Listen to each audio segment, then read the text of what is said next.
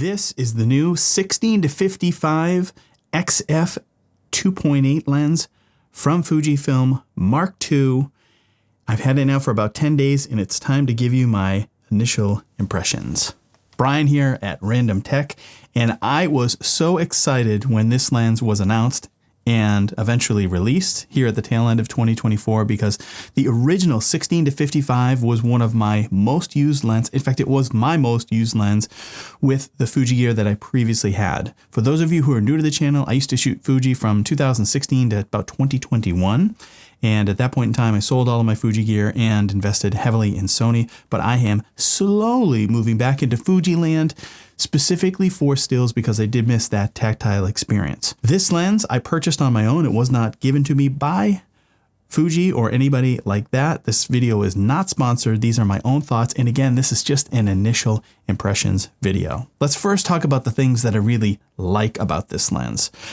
For starters, it is significantly smaller and more importantly, lighter than the original 16 to 55. I don't know exactly what the weight is between these two lenses.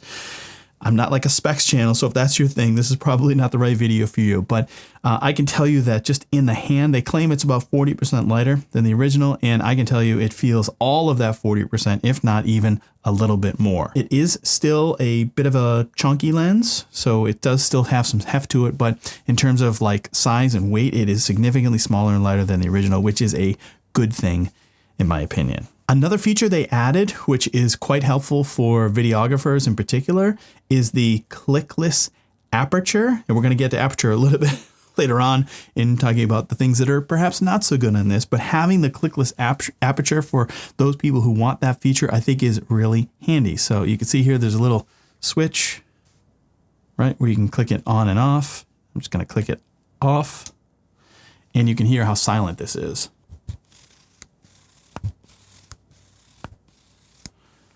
Actually really works very well when you put it in that declick mode. And then the other thing with this lens is, and this is something that they do promote heavily, is that it is weather sealed. And the weather sealing, I had this out in the snow the other day for about 45 minutes to an hour, and it performed exceptionally well. I even had a tree, like some wind came along and it dumped all the snow over the lens, and there was zero issues whatsoever. No condensation, no water inside, nothing. The lens was perfect. So the water resistance works really, really well on this lens.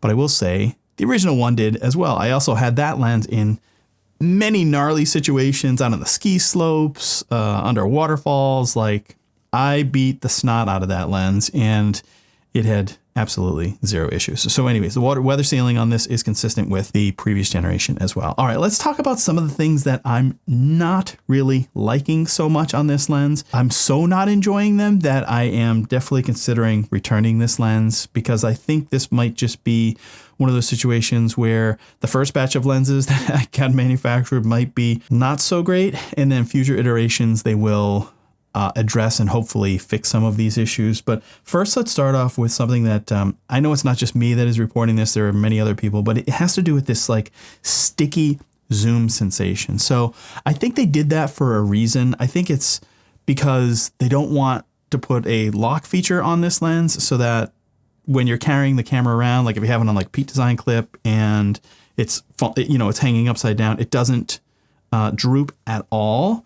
So it's a nice tight lens. The problem is that it's just not smooth. So let me just show you here. I'm going to rotate this and you can kind of see, hopefully, how not smooth this is.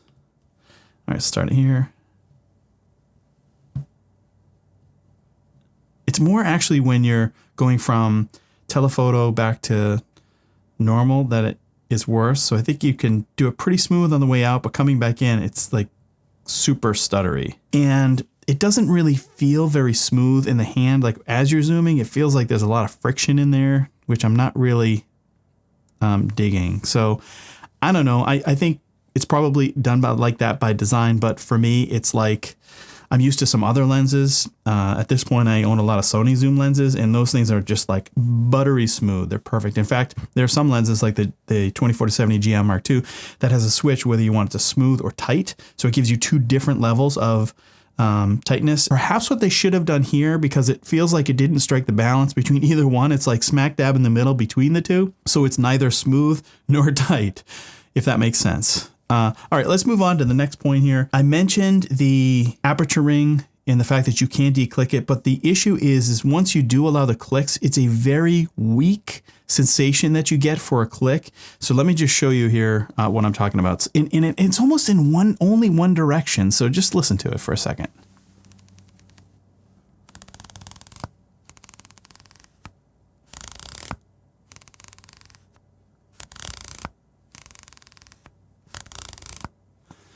All right, and now I'm gonna just do the same thing with, this is the 18mm f1.4 lens, and just so you can hear the difference between the two. Listen to this click.